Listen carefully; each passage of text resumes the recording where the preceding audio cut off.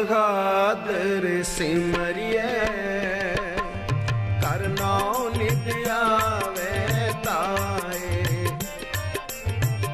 ਤੇਗ ਬਹਾਦਰ ਸਿਮਰਿਐ ਕਰ ਨਾਉ ਨਿਤ ਆਵੇ ਤਾਏ। ਸਤਨਾਮ। ਧੰਨ ਵਾਹਿਗੁਰੂ ਜੀ। ਨਾਹੰ ਜਤੀ ਸਤੀ ਨਹੀਂ ਪੜਿਆ, ਮੂਰਖ ਮੁਗਦਾ ਜਨਮ ਭਇਆ। ਪ੍ਰਣਵਤ ਨਾਨਕ ਤਿਨ ਕੀ ਸਰਨਾ, ਜਿਨ ਤੂੰ ਨਾਹੀਂ ਵਿਸਰਿਆ। ਬੇਸ਼ੁਮਾਰ ਅਥਾਹ ਅਗੰਤ ਅਤੁਲੈ, ਜਿਉ ਬੁਲਾਵੋ ਤਿਉ ਨਾਨਕ ਦਾਸ ਬੋਲੇ। ਸ਼੍ਰੀ ਹਰਿ ਕ੍ਰਿਸ਼ਨ ਧਿਆਈਐ, ਜਿਸ ਡਿਠੈ ਸਭ ਦੁਖ ਜਾਏ। ਤੇਗ ਬਹਾਦਰ ਸਿਮਰਿਐ ਕਰ ਨਾਉ ਨਿਧ ਆਵੈ ਤਾਏ। ਸਭ ਥਾਈ ਹੋਏ ਸਹਾਏ। ਪਰਮ ਸਨਮਾਨਯੋਗ ਜੁਗੋ ਜੁਗ ਅਟਲ ਤਖਤ ਚਵਰ ਛਤਰ ਦੇ ਮਾਲਕ ਸਤਿਗੁਰੂ ਸ੍ਰੀ ਗੁਰੂ ਗ੍ਰੰਥ ਸਾਹਿਬ ਮਹਾਰਾਜ ਜੀ ਦੀ ਪਾਵਨ ਪਵਿੱਤਰ ਹਜ਼ੂਰੀ ਅੰਦਰ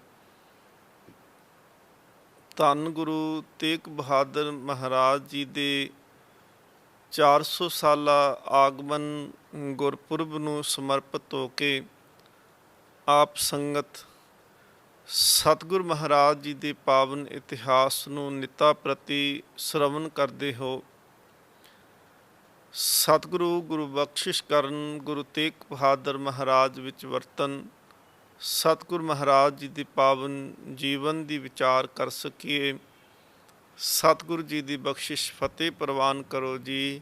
ਵਾਹਿਗੁਰੂ ਜੀ ਕਾ ਖਾਲਸਾ, ਵਾਹਿਗੁਰੂ ਜੀ ਕੀ ਫਤਿਹ। ਧੰਨ ਗੁਰੂ ਤੇਗ ਬਹਾਦਰ ਮਹਾਰਾਜ ਜੀ, ਜਿਵੇਂ ਸਤਿਗੁਰੂ ਜੀ ਦੇ ਬਚਨ ਗੁਰੂ ਗੋਬਿੰਦ ਸਿੰਘ ਮਹਾਰਾਜ ਜੀ ਦੇ ਅਸੀਂ ਰੋਜ਼ ਅਰਦਾਸ ਵਿੱਚ ਪੜ੍ਹਦੇ ਹਾਂ, ਤੇਗ ਬਹਾਦਰ ਸਿਮਰਿਐ ਕਰ ਨਾਉ ਨਿਧ ਆਵੇ ਤਾਏ। ਸਭ ਥਾਈ ਹੋਏ ਸਹਾਏ। ਧੰਨ ਗੁਰੂ ਤੇਗ ਬਹਾਦਰ ਮਹਾਰਾਜ ਸੱਚੇ ਪਾਤਸ਼ਾਹ ਜੀ, ਜਿੱਥੇ ਵੀ ਸਤਿਗੁਰੂ ਮਹਾਰਾਜ ਜੀ ਨੂੰ ਕਿਸੇ ਨੇ ਭਾਵਨਾ ਸਹਿਤ ਯਾਦ ਕੀਤਾ, ਸਤਿਗੁਰੂ ਮਹਾਰਾਜ ਪਾਤਸ਼ਾਹ ਜੀ ਉੱਥੇ ਗਏ ਅਤੇ ਸਤਿਗੁਰੂ ਮਹਾਰਾਜ ਜੀ ਦੀ ਕਿਰਪਾ ਦੇ ਨਾਲ ਉਹਨਾਂ ਦੀਆਂ ਭਾਵਨਾਵਾਂ ਪੂਰਨ ਹੋਈਆਂ। ਗੁਰੂਦੇਵ ਸੱਚੇ ਪਾਤਸ਼ਾਹ ਮਹਾਰਾਜ ਜੀ ਨੇ ਜਗਤ ਜਲੰਦੇ ਨੂੰ ਠਾਰਨ ਦੇ ਵਾਸਤੇ ਸਤਿਗੁਰੂ ਮਹਾਰਾਜ ਜੀ ਨੇ ਪੂਰਬ ਦੀ ਯਾਤਰਾ ਪ੍ਰਾਰੰਭ ਕੀਤੀ, ਜਿਹਦੇ ਵਿੱਚ ਬਹੁਤ ਸਾਰੇ ਦੀਨ ਦੁਖੀ ਜਿਹੜੇ ਸਨ, ਕੋਈ ਮਨ ਕਰਕੇ ਰੋਗੀ ਹੈ ਅਤੇ ਕੋਈ ਤਨ ਕਰਕੇ ਰੋਗੀ ਹੈ। ਸਤਿਗੁਰੂ ਮਹਾਰਾਜ ਪਾਤਸ਼ਾਹ ਆਪ ਜਾਂਦੇ ਨੇ ਅਤੇ ਮਹਾਰਾਜ ਜੀ ਨੇ ਜਾ ਕਰਕੇ ਉਹਨਾਂ ਦੇ ਜੀਵਨ ਦਾ ਉਧਾਰ ਕੀਤਾ। ਤਨ ਦੇ ਰੋਗੀਆਂ ਨੂੰ ਵੀ ਆਰਾਮ ਮਿਲਿਆ ਅਤੇ ਜਿਨ੍ਹਾਂ ਦਾ ਮਨ ਰੋਗੀ ਹੋ ਚੁੱਕਿਆ ਸੀ ਉਹਨਾਂ ਨੂੰ ਵੀ ਸਤਿਗੁਰੂ ਮਹਾਰਾਜ ਜੀ ਨੇ ਸ਼ਫਾ ਬਖਸ਼ੀ। ਗੁਰੂ ਨਾਨਕ ਦੇਵ ਮਹਾਰਾਜ ਜੀ ਤੋਂ ਹੀ ਭਾਵੇਂ ਅੱਜ ਅਸੀਂ ਕਿਸੇ ਦੇ ਔਗਣ ਦੇਖ ਲਈਏ ਅਤੇ ਉਹਨੂੰ ਅਸੀਂ ਪਿਛਾਂਹ ਕਰ ਦਈਏ, ਜਾਂ ਕਈ ਵਾਰੀ ਇਵੇਂ ਸੰਸਾਰ ਦੇ ਵਿੱਚ ਹੁੰਦਾ ਹੈ ਕਿ ਲੋਕ ਕੀ ਕਰਦੇ ਨੇ ਕਿ ਜੇ ਕਿਸੇ ਨੇ ਗੁਨਾਹ ਕੀਤਾ ਤੇ ਜਿੰਨੀ ਦੇਰ ਤੱਕ ਜਿਉਂਦਾ ਉਨੀ ਦੇਰ ਤੱਕ ਤੇ ਗੁਨਾਹਾਂ ਦੀ ਮੋਹਰ ਉਹਦੇ ਮੱਥੇ ਤੇ ਲੱਗੀ ਰਹੇਗੀ। ਮਰਨ ਤੋਂ ਬਾਅਦ ਵਿੱਚ ਵੀ ਅਸੀਂ ਦੁਨੀਆ ਦੇ ਲੋਕ ਜਿਹੜੇ ਨੇ ਕੀ ਕਰਦੇ ਨੇ ਕਿ ਉਹਨਾਂ ਦਾ ਖਹਿੜਾ ਨਹੀਂ ਛੱਡਦੇ ਤੇ ਖਾਨਦਾਨ ਤੱਕ ਇਹ ਗੱਲ ਆਖਦੇ ਆ ਕਿ ਇਹਨਾਂ ਦੇ ਫਲਾਣੇ ਦਾਦੇ ਬਾਬੇ ਨੇ ਆਹ ਗੁਨਾਹ ਕਰਕੇ ਗਿਆ ਸੀ। ਹਾਲਾਂਕਿ ਗੁਰ ਇਤਿਹਾਸ ਦੇ ਵਿੱਚ ਅਸੀਂ ਬਚਨ ਪੜ੍ਹਦੇ ਹਾਂ ਕਿ ਸਤਿਗੁਰੂ ਗੁਰੂ ਨਾਨਕ ਤੇ ਮਹਾਰਾਜ ਜੇਕਰ ਮਹਾਰਾਜ ਨੇ ਤੁਲੰਬੇ ਦੀ ਧਰਤੀ ਤੇ ਗਏ ਤੇ ਸੱਜਣ ਜਿਹੜਾ ਠੱਗੀਆਂ ਕਰਦਾ ਸੀ, ਭੇਖ ਜਿਹੜਾ ਉਹਨੇ ਫਕੀਰਾਂ ਵਾਲਾ ਉਹਨੇ ਜਿਹੜਾ ਸੀ ਧਾਰਮਿਕ ਲਿਬਾਸ ਪਾ ਕੇ ਰੱਖਿਆ ਸੀ, ਪਰ ਜੀਵਨ ਜਿਹੜਾ ਸੀ ਉਹ ਠੱਗੀਆਂ ਦੇ ਵਿੱਚ ਗਲਤਾਨ ਸੀ। ਸਤਿਗੁਰੂ ਮਹਾਰਾਜ ਪਾਤਸ਼ਾਹ ਨੇ ਉਹਦੇ ਔਗਣ ਨੂੰ ਭੰਡਣ ਦੀ ਥਾਂ ਤੇ ਸਤਿਗੁਰੂ ਮਹਾਰਾਜ ਨੇ ਔਗਣ ਨੂੰ ਖਤਮ ਕਰਨ ਦਾ ਯਤਨ ਕੀਤਾ। ਮਹਾਰਾਜ ਜੀ ਦੇ ਸੋਹੀ ਰਾਗ ਦੇ ਵਿੱਚ ਉੱਥੇ ਬਚਨ ਉਚਾਰਨ ਕੀਤੇ ਕਿ ਸਤਿਗੁਰੂ ਮਹਾਰਾਜ ਜੀ ਦੇ ਬਚਨ ਸਨ, ਉਜਲ ਕਹਿਹਾਂ ਚਿਲਕਣਾ ਕੋਟਮ ਕਾਲੜੀ ਮਸ ਧੋਤਿਆਂ ਜੂਠ ਨਾ ਉਤਰੇ, ਜੇ ਸੋ ਧੋਵਾਂ ਤਿਸ ਸੱਜਣ ਸਹੀ ਨਾਲ ਮੈਂ ਚਲਦਿਆਂ ਨਾਲ ਚਲਨ, ਜਿੱਥੇ ਲੇਖਾ ਮੰਗੀ ਹੈ ਤਿੱਥੇ ਖੜੇ ਦਿਸਨ। ਜੇਕਰ ਸਤਿਗੁਰੂ ਮਹਾਰਾਜ ਪਾਤਸ਼ਾਹ ਜੀ ਨੁਰੰਗੇ ਨੂਰੀ ਦੇ ਕੁਲ ਦੀਪਾਲਪੁਰ ਜਾਂਦੇ ਨੇ, ਘਰ ਵਾਲੇ ਜਿਹੜੇ ਸੀ ਉਹਨਾਂ ਨੇ ਕੋੜ ਕਰਕੇ ਨੁਰੰਗੇ ਨੂੰ ਪਿੰਡ ਤੋਂ ਬਾਹਰ ਛੱਪੜੀ ਪਾ ਕੇ ਦੇ ਦਿੱਤੀ। ਗੁਰੂ ਨਾਨਕ ਦੇਵ ਮਹਾਰਾਜ ਗਏ, ਉਹਨੇ ਰੋ ਕਰਕੇ ਆਪਣੇ ਮਨ ਦੀ ਹਾਲਤ ਨੂੰ ਬਿਆਨ ਕਰਕੇ ਆਖਿਆ ਸੀ, ਸਤਿਗੁਰੂ ਮਹਾਰਾਜ ਮੇਰੇ ਆਪਣੇ ਮੈਨੂੰ ਛੱਡ ਗਏ, ਮੇਰਾ ਸੰਸਾਰ ਦੇ ਵਿੱਚ ਕੋਈ ਨਹੀਂ। ਤੇ ਗੁਰੂ ਨਾਨਕ ਦੇਵ ਮਹਾਰਾਜ ਨੇ ਕਿਹਾ ਸੀ, ਜਿੰਦਾ ਸੰਸਾਰ ਦੇ ਵਿੱਚ ਕੋਈ ਨਹੀਂ, ਗੁਰੂ ਨਾਨਕ ਦੇਵ ਮਹਾਰਾਜ ਉਹਦਾ ਆਪਣਾ ਹੈ। ਗੁਰੂ ਨਾਨਕ ਉਹਨਾਂ ਨੂੰ ਆਪਣਾ ਬਣਾ ਲੈਂਦਾ ਜਿਹਨੂੰ ਸੰਸਾਰ ਨਹੀਂ ਆਪਣਾ ਬਣਾਉਂਦਾ। ਸਤਿਗੁਰੂ ਮਹਾਰਾਜ ਜੀ ਦੇ ਅਸੀਂ ਬਚਨ ਵੀ ਪੜ੍ਹਦੇ ਹਾਂ ਕਿ ਨੀਚਾਂ ਅੰਦਰ ਨੀਚ ਜਾਤ ਨੀਚੀ ਹੂੰ ਅਤ ਨੀਚ, ਨਾਨਕ ਤਿਨਕੇ ਸੰਗ ਸਾਥ ਵੱਡਿਆਂ ਸਿਉ ਕਿਆ ਰੀਸ। ਸਤਿਗੁਰੂ ਮਹਾਰਾਜ ਗੁਰੂ ਤੇਗ ਬਹਾਦਰ ਸੱਚੇ ਪਾਤਸ਼ਾਹ ਉਹ ਗਏ ਜਿੱਥੇ ਕੋੜੀਆਂ ਦਾ ਪੂਰਾ ਨਗਰ ਹੀ ਕੋੜੀਆਂ ਦਾ ਸੀ। ਸਤਿਗੁਰੂ ਮਹਾਰਾਜ ਜੀ ਨੇ ਉੱਥੇ ਵੀ ਕਿਰਪਾ ਕੀਤੀ। ਸਤਿਗੁਰੂ ਮਹਾਰਾਜ ਇਹ ਉਦਾਸੀਆਂ ਕਰਦਿਆਂ ਹੋਇਆਂ, ਇਹ ਪੂਰਬ ਦੀ ਯਾਤਰਾ ਕਰਦਿਆਂ ਹੋਇਆਂ ਮਹਾਰਾਜ ਸੱਚੇ ਪਾਤਸ਼ਾਹ ਨਗਰ ਜਾਂਦੇ ਨੇ ਜਿੰਦਾ ਨਾਂ ਹੈ ਹੰਡਾਇਆ। ਹੰਡਾਇਆ ਨਗਰ ਦੇ ਵਿੱਚ ਸਤਿਗੁਰੂ ਮਹਾਰਾਜ ਜੀ ਦੇ ਬਲਦ ਜਿਹੜੇ ਸਨ ਉਹ ਕਿਸੇ ਨੇ ਚੋਰੀ ਕਰਨ ਦੀ ਕੋਸ਼ਿਸ਼ ਕੀਤੀ, ਪਰ ਗੁਰੂ ਕੀ ਅਜ਼ਮਤ ਹੈ। ਸਤਿਗੁਰੂ ਮਹਾਰਾਜ ਜੀ ਦੇ ਬਲਦ ਚੋਰੀ ਕਰਨ ਵਾਸਤੇ ਜਦੋਂ ਉਹ ਚੋਰ ਉਹ ਧਾੜਵੀ ਆਉਂਦੇ ਤੇ ਉਹਨਾਂ ਨੂੰ ਰਾਹ ਨਾ ਦਿਸਣਾ ਤੇ ਫਿਰ ਵਾਪਸ ਪਰਤ ਜਾਣਾ। ਬਾਰ-ਬਾਰ ਉਹਨਾਂ ਨੇ ਕੋਸ਼ਿਸ਼ ਕੀਤੀ, ਬਾਰ-ਬਾਰ ਕੀਤੀਆਂ ਕੋਸ਼ਿਸ਼ਾਂ ਜਿਹੜੀਆਂ ਸੀ ਉਹ ਨਾਕਾਮ ਹੋਈਆਂ। ਸਤਿਗੁਰੂ ਮਹਾਰਾਜ ਜੀ ਦੇ ਚਰਨਾਂ ਦੇ ਵਿੱਚ ਆਏ ਤੇ ਮਹਾਰਾਜ ਨੂੰ ਬੇਨਤੀ ਕੀਤੀ, ਸੱਚੇ ਪਾਤਸ਼ਾਹ ਮਹਾਰਾਜ ਸਾਨੂੰ ਬਖਸ਼ ਦਿਓ, ਅਸੀਂ ਤੁਹਾਡੇ ਸਾਧਨਾਂ ਨੂੰ ਤੁਹਾਡੇ ਬਲਦਾਂ ਨੂੰ ਚੋਰੀ ਕਰਨ ਲੱਗੇ ਸਾਂ। ਸਤਿਗੁਰੂ ਮਹਾਰਾਜ ਜੀ ਨੇ ਇਹ ਨਹੀਂ ਦੇਖਿਆ ਕਿ ਉਹਨਾਂ ਦਾ ਸਰੀਰ ਔਗਣਾਂ ਦੇ ਨਾਲ ਭਰਿਆ, ਉਹਨਾਂ ਦਾ ਜੀਵਨ ਚੋਰਾਂ ਵਾਲਾ। ਸਤਿਗੁਰੂ ਮਹਾਰਾਜ ਜੀ ਨੇ ਬਖਸ਼ਿਸ਼ ਕਰਦਿਆਂ ਗੁਨਾਹਾਂ ਨੂੰ ਬਖਸ਼ਦਿਆਂ ਮਹਾਰਾਜ ਪਾਤਸ਼ਾਹ ਜੀ ਨੇ ਕਿਰਪਾ ਕੀਤੀ।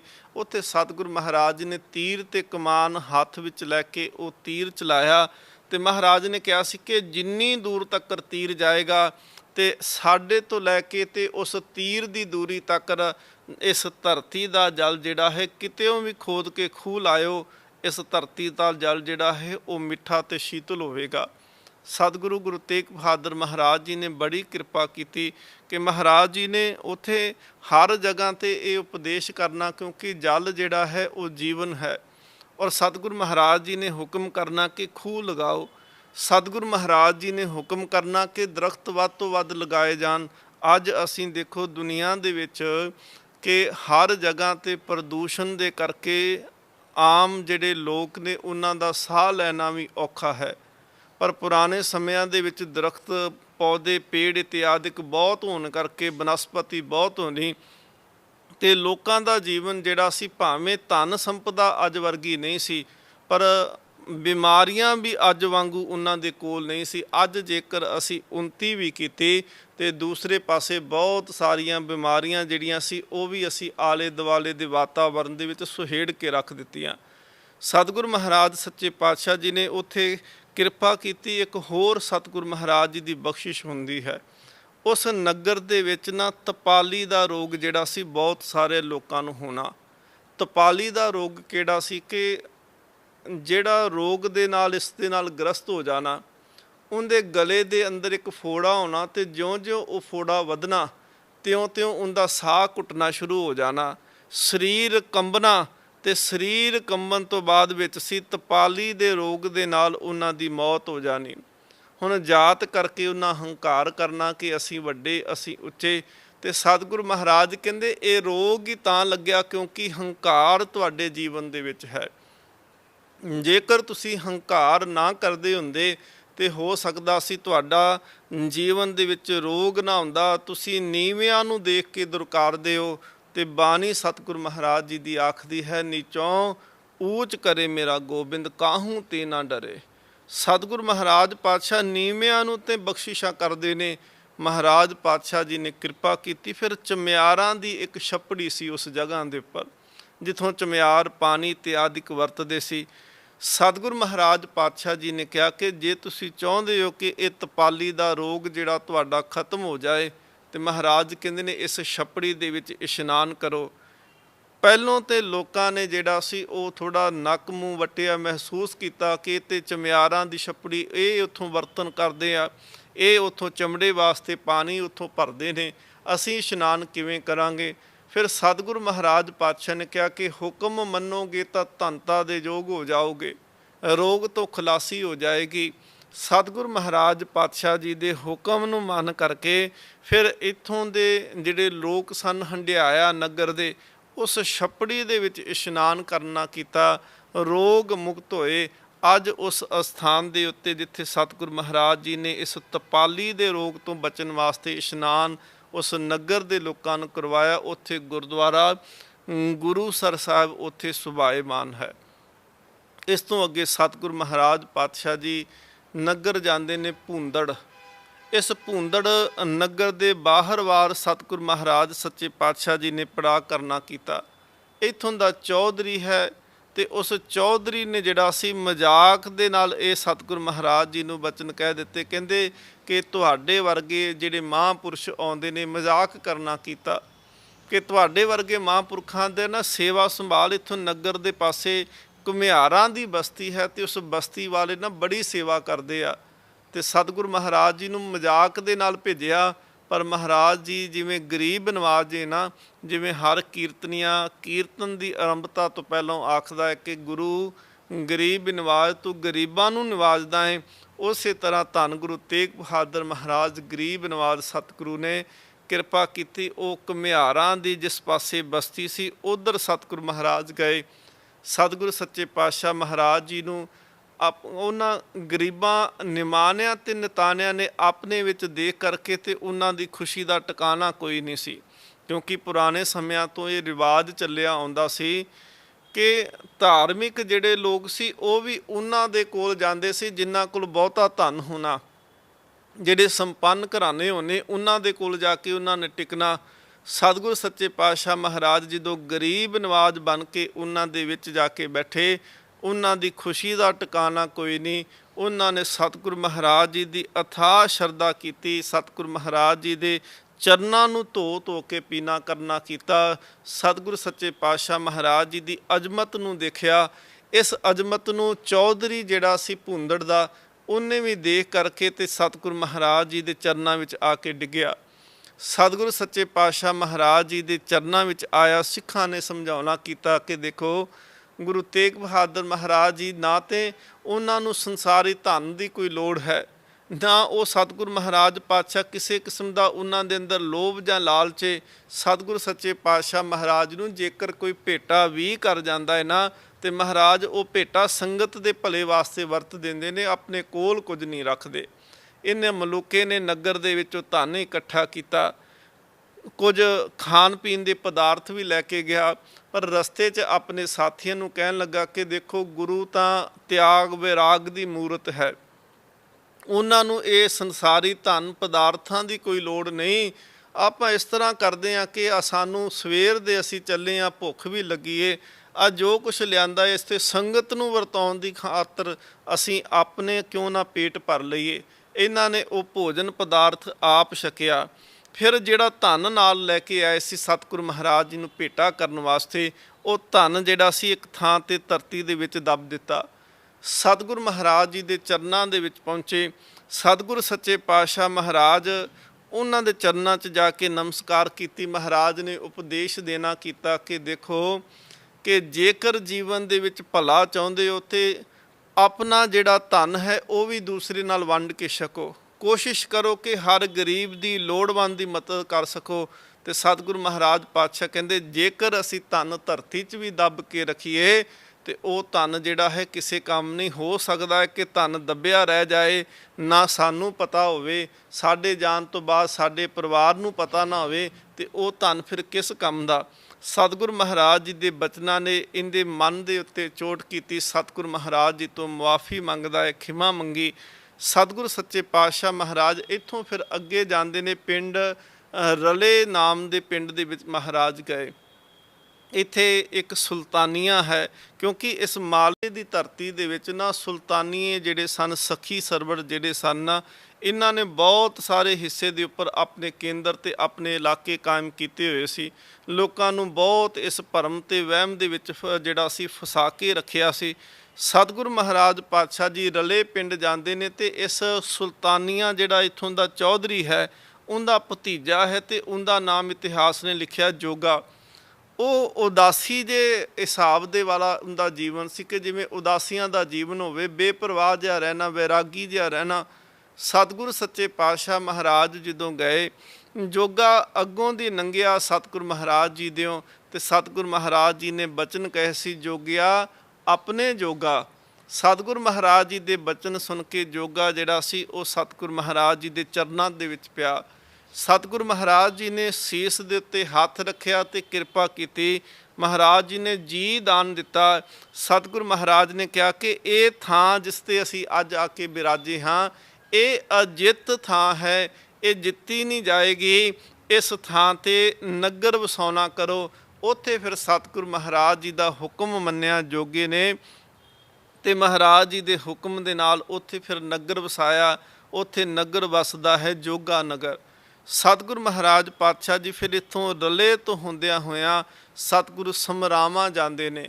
ਸਮਰਾਵਾਂ ਨਗਰ ਦੇ ਵਿੱਚ ਸਤਿਗੁਰੂ ਮਹਾਰਾਜ ਜੀ ਨੂੰ ਖਬਰ ਮਿਲਦੀ ਹੈ ਕਿ ਸੰਗਤ ਜਿਹੜੀ ਸੀ ਕਾਬਲ ਦੀ, ਕਿਉਂਕਿ ਜਦੋਂ ਸਤਿਗੁਰੂ ਮਹਾਰਾਜ ਜੀ ਬਾਬਾ ਬਕਾਲਾ ਸਾਹਿਬ ਦੀ ਧਰਤੀ ਤੇ ਪ੍ਰਗਟ ਹੁੰਦੇ ਨੇ, ਧੀਰ ਮੱਲ ਦਾਅਵੇਦਾਰੀ ਕਰਦਾ ਹੈ ਕਿ ਗੁਰੂ ਨਾਨਕ ਦੀ ਗੱਦੀ ਮੇਰੇ ਕੋਲ ਹੋਣੀ ਚਾਹੀਦੀ ਏ।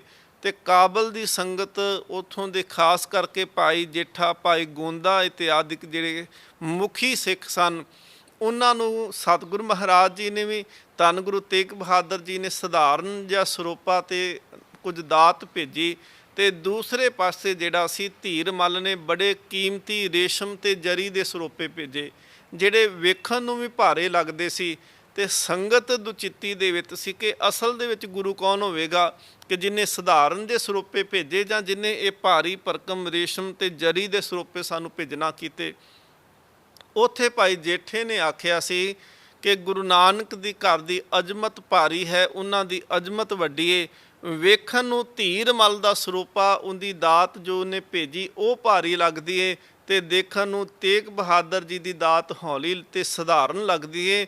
ਪਰ ਇਸ ਤਰ੍ਹਾਂ ਕਰੀਏ, ਗੁਰੂ ਨਾਨਕ ਦੇਵ ਮਹਾਰਾਜ ਅੱਗੇ ਅਰਦਾਸ ਕੀਤੀ। ਤਕੜੀ ਦੇ ਦੋਨਾਂ ਪੱਲਿਆਂ ਦੇ ਵਿੱਚ ਉਹ ਦੋਨੋਂ ਸਰੋਪੇ ਰੱਖੇ ਗਏ। ਇੱਕ ਪਾਸੇ ਧੀਰ ਮੱਲ ਦਾ ਜਿਹੜਾ ਵੇਖਣ ਨੂੰ ਭਾਰਾ ਲੱਗੇ, ਤੇ ਦੂਸਰੇ ਪਾਸੇ ਧੰਨ ਗੁਰੂ ਤੇਗ ਬਹਾਦਰ ਮਹਾਰਾਜ ਜੀ ਦਾ। ਤੇ ਤਕੜੀ ਜਦੋਂ ਤੋਲੀ ਅਰਦਾਸ ਕਰਕੇ ਗੁਰੂ ਨਾਨਕ ਦੇ ਚਰਨਾਂ 'ਚ, ਜਿਹੜਾ ਭਾਰਾ ਲੱਗਦਾ ਸੀ ਉਹ ਹੌਲਾ ਹੋ ਕੇ ਤੇ ਸ਼ਾਬਾ ਉੱਪਰ ਨੂੰ ਉੱਠਿਆ, ਤੇ ਜਿਹੜਾ ਹੌਲਾ ਦਾਤ ਲੱਗਦੀ ਸੀ, ਸਰੋਪਾ ਹੌਲਾ ਸਧਾਰਨ ਲੱਗਦਾ ਸੀ, ਉਹ ਜਿਹੜਾ ਪੱਲੜਾ ਸੀ ਭਾਰੀ ਹੋ ਕੇ ਤੇ ਨੀਵਾਂ ਹੋ ਗਿਆ। ਸੰਗਤ ਨੂੰ ਯਕੀਨ ਹੋ ਗਿਆ ਕਿ ਗੁਰੂ ਨਾਨਕ ਦੇਵ ਮਹਾਰਾਜ ਜੀ ਨੇ ਸਾਡਾ ਮਾਰਗ ਦਰਸ਼ਨ ਕੀਤਾ, ਕਿਉਂਕਿ ਸਤਿਗੁਰੂ ਮਹਾਰਾਜ ਪਾਤਸ਼ਾਹ ਜੀ ਕਹਿੰਦੇ ਨੇ ਕਿ ਜੀ ਕੀ ਬਿਰਥਾ ਹੋਏ ਸੋ ਗੁਰ ਪਹਿ ਅਰਦਾਸ ਕਰ। ਜਦੋਂ ਸਾਰੇ ਹੀਲੇ ਵਸੀਲੇ ਖਤਮ ਹੋ ਜਾਣ, ਗੁਰੂ ਚਰਨਾਂ ਵਿੱਚ ਅਰਦਾਸ ਕਰੀ ਤੇ ਮਹਾਰਾਜ ਅਰਦਾਸ ਨੂੰ ਫਲ ਜ਼ਰੂਰ ਬਖਸ਼ਿਸ਼ ਕਰਦੇ ਨੇ। ਫਿਰ ਸਤਿਗੁਰੂ ਮਹਾਰਾਜ ਜਦੋਂ ਸਮਰਾਵਾਂ ਆਏ ਤੇ ਮਹਾਰਾਜ ਨੂੰ ਖਬਰ ਮਿਲੀ ਕਿ ਕਾਬਲ ਦੀ ਜਿਹੜੀ ਸੰਗਤ ਹੈ ਉਹ ਚੱਲ ਕਰਕੇ ਅਨੰਦਪੁਰ ਸਾਹਿਬ ਆਈ, ਕਿਉਂਕਿ ਪਤਾ ਸੰਗਤ ਨੂੰ ਲੱਗ ਚੁੱਕਿਆ ਸੀ ਕਿ ਮਹਾਰਾਜ ਨੇ ਨਵਾਂ ਨਗਰ ਵਸਾਇਆ। ਆਨੰਦਪੁਰ ਸਾਹਿਬ ਪਹੁੰਚਣ ਤੋਂ ਬਾਅਦ ਵਿੱਚ ਪਤਾ ਲੱਗਿਆ ਕਿ ਮਹਾਰਾਜ ਪੂਰਬ ਦੀ ਯਾਤਰਾ ਕਰਦੇ ਪਏ ਨੇ, ਤੇ ਇਹ ਸੰਗਤ ਜਿਹੜੀ ਸੀ ਮਹਾਰਾਜ ਦੇ ਦਰਸ਼ਨ ਕਰਨ ਵਾਸਤੇ ਪਿੱਛੇ ਪਿੱਛੇ ਆਉਂਦੀ ਪਈ ਏ।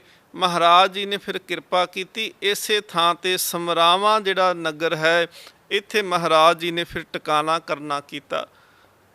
ਸਤਿਗੁਰ ਮਹਾਰਾਜ ਜੀ ਨੇ ਸੰਗਤ ਦਾ ਇੰਤਜ਼ਾਰ ਇੱਥੇ ਕੀਤਾ। ਕਾਬਲ ਦੀ ਸੰਗਤ ਨੇ ਆ ਕਰਕੇ ਸਤਿਗੁਰ ਮਹਾਰਾਜ ਜੀ ਦੇ ਚਰਨ ਪਰਸੇ।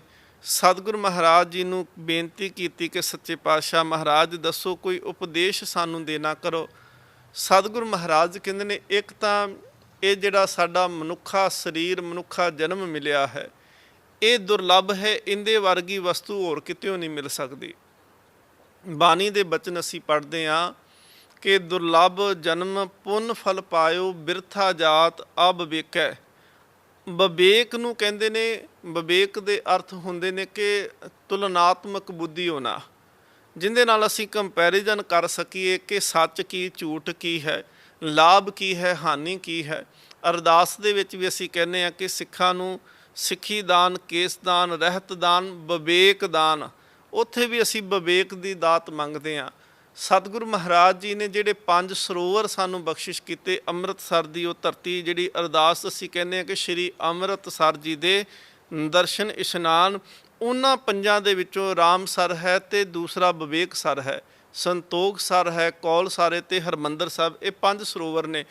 ਸਤਿਗੁਰੂ ਮਹਾਰਾਜ ਪਾਤਸ਼ਾਹ ਜੀ ਨੇ ਕਿਹਾ, ਬੇਨਤੀ ਸੰਗਤ ਕਰਦੀ, ਮਹਾਰਾਜ ਜੀਵਨ ਦਾ ਅਸਲ ਮਨੋਰਥ ਕੀ? ਤੇ ਮਹਾਰਾਜ ਕਹਿੰਦੇ ਨੇ ਮਨੁੱਖਾ ਜਨਮ ਅਮੋਲਕ ਹੈ, ਇਹ ਰਤਨ ਦੇ ਵਾਂਗ ਹੈ। ਸਤਿਗੁਰੂ ਸੱਚੇ ਪਾਤਸ਼ਾਹ ਮਹਾਰਾਜ ਜੀ ਕਹਿੰਦੇ ਨੇ ਕਿ ਇਹਨੂੰ ਦੁਰਲੱਭ ਜਨਮ ਨੂੰ ਗਵਾਉਣਾ ਨਹੀਂ ਚਾਹੀਦਾ। ਇਹ ਨਾ ਹੋਵੇ ਕਿ ਵਿਸ਼ੇ ਵਿਕਾਰਾਂ ਦੇ ਵਿੱਚ ਫਸ ਕਰਕੇ ਇਹ ਜੀਵਨ ਗਲਤਾਨ ਹੋ ਜਾਏ। ਸਤਿਗੁਰੂ ਮਹਾਰਾਜ ਕਹਿੰਦੇ ਨੇ ਕਿ ਦੁਰਲੱਭ ਜਨਮ ਪੁੰਨ ਫਲ ਪਾਇਓ ਬਿਰਥਾ ਜਾਤ ਅਬਵੇਕੇ। ਅਬਵੇਕ ਦੇ ਕਰਕੇ, ਗਿਆਨਹੀਨ ਹੋਣ ਕਰਕੇ ਇਹ ਮਨੁੱਖਾ ਜਨਮ ਦੁਰਲੱਭ ਜਿਹੜਾ ਸੀ ਇਹ ਅਗਿਆਨਤਾ ਦੇ ਵਾਲੇ ਪਾਸੇ ਤੁਰਿਆ ਜਾ ਰਿਹਾ, ਵਿਅਰਥ ਤੁਰਿਆ ਜਾ ਰਿਹਾ ਹੈ।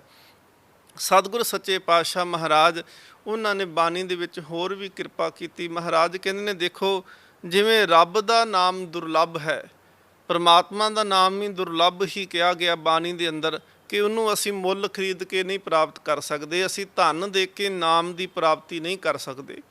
ਸਤਿਗੁਰੂ ਮਹਾਰਾਜ ਪਾਤਸ਼ਾਹ ਕਹਿੰਦੇ ਨੇ ਇਸੇ ਤਰ੍ਹਾਂ ਜਿੰਨੇ ਸਾਡੇ ਸਵਾਸ ਨੇ ਇਹ ਵੀ ਕੀਮਤੀ ਨੇ, ਇਹ ਵੀ ਦੁਰਲੱਭ ਨੇ, ਇਹਨਾਂ ਨੂੰ ਵੀ ਅਸੀਂ ਮੁੱਲ ਨਹੀਂ ਖਰੀਦ ਸਕਦੇ। ਸਾਧ ਸੰਗਤ ਦੇਖੋ, ਬੰਦਾ ਜ਼ਿੰਦਗੀ ਦੇ ਅਖੀਰਲੇ ਸਵਾਸ ਲੈਂਦਾ ਹੋਵੇ ਤੇ ਅਖੀਰਲੇ ਸਵਾਸਾਂ ਦੇ ਵਿੱਚ ਡਾਕਟਰ ਆ ਕੇ ਕਵੇ ਕਿ ਮੈਂ ਤੁਹਾਨੂੰ ਹੁਣ ਬਚਾ ਨਹੀਂ ਸਕਦਾ, ਤੁਸੀਂ ਕੁਝ ਪਲ ਕੁਝ ਘੜੀਆਂ ਦੇ ਮਹਿਮਾਨ ਹੋ, ਤੇ ਸਾਧ ਸੰਗਤ ਜੀ ਉਸ ਵੇਲੇ ਤੁਸੀਂ ਦੇਖੋਗੇ ਕਿ ਬੰਦਾ ਦਾਅਵਾ ਕਰੇ ਕਿ ਮੇਰੇ ਤੋਂ ਧਨ ਬੜਾ, ਮੇਰੇ ਤੋਂ ਸੰਪत्ति ਬੜੀ, ਮੈਂ ਇਹ ਧਨ ਸੰਪत्ति ਸਾਰੀ ਤੁਹਾਨੂੰ ਦੇ ਦੇਣਾ ਤੇ ਮੈਨੂੰ ਕੇਵਲ ਕੁਝ ਸਮਾਂ ਦੇ ਦਿਓ, ਮੈਂ ਕੁਝ ਸਮਾਂ ਜਿਉਣਾ ਚਾਹੁੰਦਾ। ਡਾਕਟਰ ਕਹਿਣਗੇ ਕਿ ਕੇਵਲ ਅਸੀਂ ਤੁਹਾਨੂੰ ਆਕਸੀਜਨ ਤੇ ਦੇ ਸਕਦੇ ਹਾਂ, ਆਰਟੀਫਿਸ਼ਲ ਸਵਾਸ ਤੇ ਦੇ ਸਕਦੇ ਹਾਂ, ਪਰ ਤੁਹਾਨੂੰ ਜ਼ਿੰਦਗੀ ਨਹੀਂ ਦੇ ਸਕਦੇ। ਇਸ ਆਤਮੇ ਨੂੰ ਸਰੀਰ ਦੇ ਵਿੱਚ ਰੋਕ ਕੇ ਨਹੀਂ ਰੱਖ ਸਕਦੇ। ਗੁਰੂ ਨਾਨਕ ਦੇਵ ਮਹਾਰਾਜ ਜੀ ਨੂੰ ਸਿੱਧਾਂ ਨੇ ਪੁੱਛਿਆ ਸੀ, ਮਹਾਰਾਜ ਇਸ ਸਰੀਰ ਦਾ ਆਧਾਰ ਕੀ? ਮਹਾਰਾਜ ਕਹਿੰਦੇ ਨੇ ਇਸ ਸਰੀਰ ਦਾ ਪਵਨ ਆਰੰਭ ਸਤਿਗੁਰ ਮਤ ਵੇਲਾ। ਮਹਾਰਾਜ ਕਹਿੰਦੇ ਨੇ ਇਸ ਸਰੀਰ ਦਾ ਆਰੰਭ ਪਵਨ ਹੈ, ਪੌਣ ਹੈ, ਸਵਾਸ ਨੇ। ਤੇ ਸਤਿਗੁਰੂ ਮਹਾਰਾਜ ਪਾਤਸ਼ਾਹ ਨੇ ਕਿਹਾ ਕਿ 3 7 ਅੰਗੁਲਵਾਈ ਕਹੀਏ, 3 7 7 ਤੇ 3 10, 3 7 7 ਤੇ 3 10 ਉਂਗਲਾਂ ਸਵਾਸ ਸਾਡੇ ਮੂੰਹ ਤੋਂ ਬਾਹਰ ਆਉਂਦਾ ਹੈ ਤੇ 10 ਉਂਗਲਾਂ ਦੂਰ ਤੱਕ ਦੀ ਹਵਾ ਨੂੰ ਅਸੀਂ ਅੰਦਰ ਗ੍ਰਹਿਣ ਕਰਦੇ ਹਾਂ। ਤੇ ਗੁਰੂ ਨਾਨਕ ਦੇਵ ਮਹਾਰਾਜ ਕਹਿੰਦੇ ਜਿੱਦਣ ਇਸ 10 ਉਂਗਲਾਂ ਤੋਂ ਸਵਾਸ ਪਾਰ ਹੋਇਆ ਮੁੜ ਕੇ ਪਰਤ ਕੇ ਵਾਪਸ ਨਹੀਂ ਆਉਂਦਾ। ਹਮ ਆਦਮੀ ਹਾਂ ਇੱਕਦਮੀ, ਮੋਹਲਤ ਮੋਹਤ ਨ ਜਾਣਾ, ਨਾਨਕ ਬਿਨਵੇਂ ਤਿਸੇ ਸਰੇਵੋ, ਜਾ ਕੇ ਜੀ ਪ੍ਰਾਨਾ।